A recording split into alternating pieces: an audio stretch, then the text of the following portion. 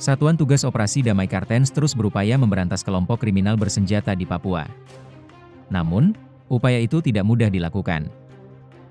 Kepala Satgas Operasi Damai Kartens Brigjen Faizal Ramadhani mengatakan banyak kendala yang terjadi, terutama demografis. Maka itu, menyelesaikan masalah Papua disebut bukan soal cepat-cepatan. Karena yang saya bilang tadi masalahnya nggak cuma satu. Ada senjata, kesenjangan, dan berbagai macam masalah lain.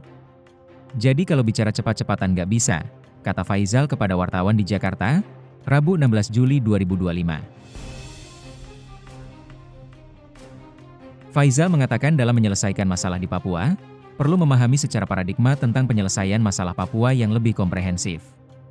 Sementara terkait waktu, bagaimana sampai pada titik temu penyelesaian dalam konteks paradigma, perlu masuk pada strategis, teknis, dan taktis. Menurutnya, yang perlu dipahami pertama wilayah Papua itu sangat luas. Hal itu, membuat daya jangkau aparat, khusus Polri juga harus luas. Jadi, Papua punya wilayah 3 atau 4 kali lipat dari Pulau Jawa, infrastruktur yang masih sangat kurang itu. Tidak cukup diselesaikan dengan 1-2 cara, ungkap Jenderal Polisi Bintang 1 itu.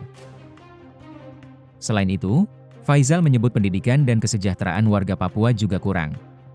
Maka itu, keyakinan dan pemahaman yang sama bahwa Papua adalah bagian dari Negara Kesatuan Republik Indonesia juga kurang. Oleh karenanya, Papua ditegaskan tidak hanya butuh uang tapi juga perhatian yang lebih dari pemerintah. Pasti, bukan cuma uang, bukan cuma perhatian, tapi seluruh effort yang kita punya. Seperti itu, pungkas Wakapolda Papua itu. Faizal menggelar diskusi dengan awak media seputar konflik berkepanjangan di Papua di Bilangan Jakarta, Rabu siang. Kegiatan ini dihadiri juga oleh Kasatgas Humas Operasi Damai Kartens Kombes Yusuf Sutejo. Diskusi ini inisiatif Brigjen Faizal untuk memberikan gambaran dan tantangan yang dihadapi aparat dalam operasi pemberantasan KKB di Bumi Cenderawasih.